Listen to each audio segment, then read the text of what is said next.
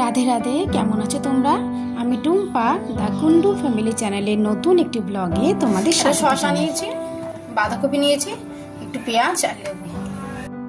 Prince তো স্কুলে চলে গেছে, বাপিও চলে গেছে অফিসে, ইউভিকে খাওয়ানো হয়ে গেছে। এখন আমার জন্য একটু আমি স্যালাড করে নিচ্ছি। ব্রেকফাস্টে আমি একটু এই সবজিপাতি খেতে বেশি পছন্দ করি, তবে আজকে একটা জিনিস দেবো।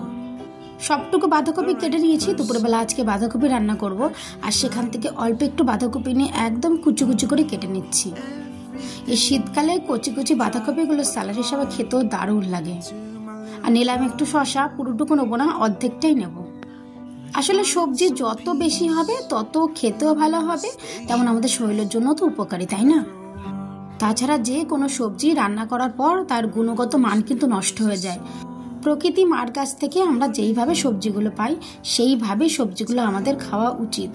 কিন্তু ওই যে আমাদের মুখের টেস্ট, একটুখানি তেল মশলা না হলে তো কিছুই খেতে ভালো লাগে না। শসাটাও বেশ কুচিয়ে কুচিয়ে নিয়েছি, হয়ে গেল বাঁধাকপি আর শসা কোচানো। এবার একটু নেব পেঁয়াজ। এই যে শীতকাল পড়েছে, এবার আমাদের বাড়ি পেঁয়াজের থেকে বেশি পেঁয়াজ কলি খাওয়া হবে। এবার নিলাম একটু লঙ্কা কুচি কুচি করে, একটু ঝাল ঝাল না হলে জমে নাকি। একটু নিলাম গোলমরিচের গুঁড়ো আর একটু নিলাম বিট লবণ। ব্যাস, এটাকে এবার ভালো করে আগে মাখিয়ে নেবো। আর এই দেখো, এটা আমার ব্রেকফাস্টের স্পেশাল জিনিস। কাবলি ছোলা গত রাত্রে ভিজিয়ে রেখেছিলাম আর প্রেসার কুকারে দিয়ে 4টে সিটি মেরেছি, এখনো ধোয়া উঠছে। হয়ে গেল না ঠান্ডায় ঠান্ডায় গরম গরম ব্রেকফাস্ট।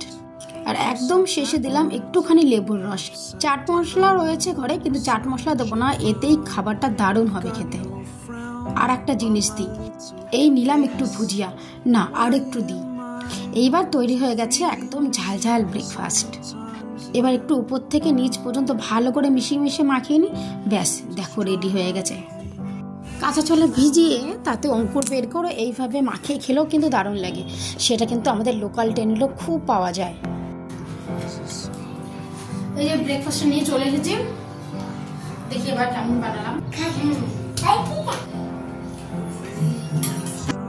প্রায় 10টা মতো বেজে গেছে, এখন চলে আসলাম একটু ছাদে। ছাদেও প্রচণ্ড রোদের তাপ। ছাদের মেঝেতে একটা নিউজ পেপার পেতে নিয়েছি, তারপরে দিয়ে দিলাম এই ডালগুলো। এগুলো শিকারগড় থেকে নিয়েছিলাম 6-7 মাস আগে, যখন এখানে আসি। প্রায় 8 কেজি মতন ডাল নিয়েছিলাম, এই কটাই বেঁচে আছে। এগুলো দিয়ে না তরকা ডাল করি রাত্রে, বেশিরভাগই রুটি দিয়ে করি, ভীষণ সুন্দর লাগে খেতে। ভীষণ রোদ্দুর, ইউভি ওগুলো ধরবে না, তাপে তাকানো যাচ্ছে না। ডালগুলো রোদে দিয়ে এখন যদি আমি নিচে চলে যাই তাহলে পুরো কাঠবিড়ালগুলো সব খেয়ে যাবে। এমনিতে রোদে ভীষণ তাপ, বেশিক্ষণ তো দাঁড়াতে হবে না, 10 মিনিট মতো দাঁড়ালে আমার ডালগুলো পাখি। ওই যে পাখি, ও বাবা পাখি।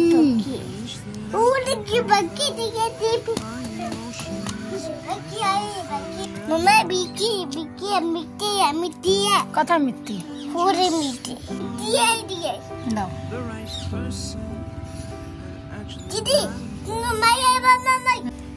স্কুল। দেখো একটু একটু করে নিচ্ছে ওখান থেকে। আর ওইখানে মনে পাখি দেখেছে, দেয়ালের ওপাশে গিয়ে পাখিকে ছুঁড়ে ছুঁড়ে দিচ্ছে।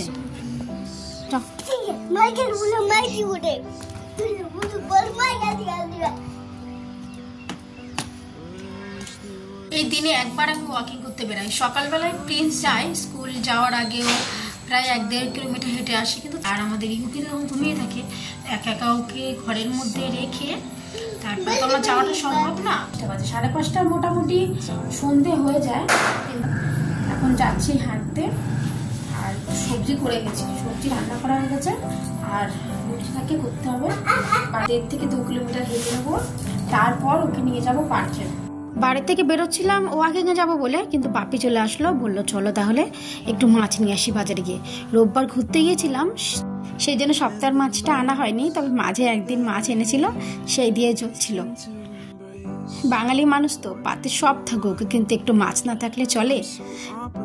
প্রায় খালি হয়ে গেছে, দেখো বেশি মাছও নেই, বেশ কয়েকটা আছে মাছের মাথা আর একটু আছে সমুদ্রের মাছ। এটা কি মাছ? এটা কি মাছ? পুঁটি মাছ, পুঁটি কাটা মাছ।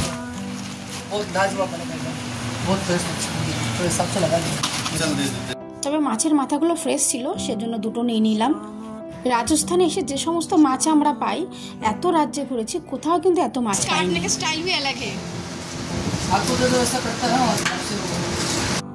এর আগে পাঞ্জাবে যখন ছিলাম একই মাছ খেতাম, রুই কিংবা কাতলা, তবে বেশিরভাগটাই রুই। আর ওই রুই দিয়ে কখনো রুই পোস্ত, কখনো সর্ষে রুই, কখনো বা আলু দিয়ে, কখনো পটল দিয়ে, অর্থাৎ একই মাছ প্রতিদিন বিভিন্ন ধরনের রান্না করতাম। ইউবি জন্মাবার সময় আমার বাবা মার ভাই এসেছিল। এখানে আসার আগেই আমি আমার বাবাকে বলেছিলাম মাছ কিন্তু সেভাবে পাবে না। বাবা বলেছিল ঠিক আছে, কোনো সমস্যা নেই। কিন্তু সপ্তাহখানিক যাওয়ার পর বাবা সেই ছটফট করতে শুরু করলো, প্রতিদিন রুই মাছ খাওয়া যায়, অন্য কোনো মাছ পাওয়া যায় না। কিন্তু কি করব, কোনো মাছই পাওয়া যেত না। এবার আসলাম একটু সুপার মার্কেটে। এখানে আছে বিভিন্ন ধরনের মিষ্টি, আর সবটুকু কিন্তু রাজস্থানে ভীষণ বিখ্যাত। আমাদের ওখানে যেমন ছানার মিষ্টিটা বেশি পাওয়া যায়, যেমন কালাকাদ কিংবা ছানার বিভিন্ন ধরনের ছানার জিলেবি, তেমনই রাজস্থানে কিন্তু কাজু বাদামের মিষ্টি বেশি পাওয়া যায়, বেশিরভাগই শুকনো মিষ্টি। আর কিছু কিছু রসগোল্লার মতো মিষ্টি আছে, বাঙালি মিষ্টি বলে বিক্রি হয়। আমার তো একদম সেগুলোর টেস্ট পছন্দ হয় না, তবে বাপির ভীষণ পছন্দ হয়। আর এই রসমালাইগুলো দেখো, এগুলো কিন্তু ভীষণ টেস্টি হয়। আমরা এই দোকান থেকে বেশ কয়েকবার ঘি নিয়ে গেছি, ভীষণ ভালো হয় খেতে।